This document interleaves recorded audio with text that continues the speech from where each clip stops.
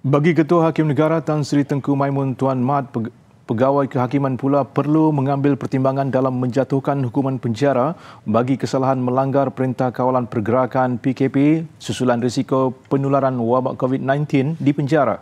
Ujar beliau dengan mengambil kira peruntukan undang-undang sedia ada dalam menjatuhkan hukuman terhadap pesalah itu, pegawai kehakiman dinasihati mengambil pertimbangan berkenaan risiko penularan wabak itu yang dihadapi pihak penjara. Dalam kenyataan dikeluarkan Unit Komunikasi Korporat Pejabat Ketua Pendaftar Mahkamah Persekutuan PKP-MP, Tan Sri Tengku Maimun bagaimanapun berkata ia adalah terletak pada budi bicara mahkamah untuk mempertimbangkan bentuk hukuman yang sesuai dengan mengambil kira masalah risiko penularan wabak itu yang dihadapi penjara-penjara. PKP-MP dalam kenyataan itu juga mengesahkan menerima surat daripada Ketua Pengarah Penjara Datuk Seri Zulkifli Omar bertarikh 2 April lalu berkenaan penerimaan banduan bagi kesalahan PKP. Dalam surat berkenaan, beliau mencadangkan supaya pesalah-pesalah pelanggaran PKP dikenakan hukuman menjalani perintah khidmat masyarakat tanpa menjalani hukuman pemenjaraan.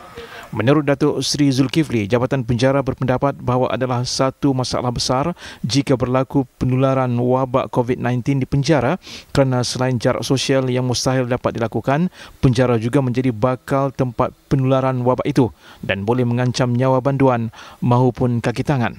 Mahkamah Magistrate dan Session di seluruh negara sebelum ini menjatuhkan hukuman penjara antara beberapa hari dan bulan serta denda antara ratusan hingga RM1,000. Juga hukuman perintah kehadiran wajib yang merupakan program khidmat masyarakat terhadap beberapa pesalah termasuk warga emas dan remaja yang melanggar PKP.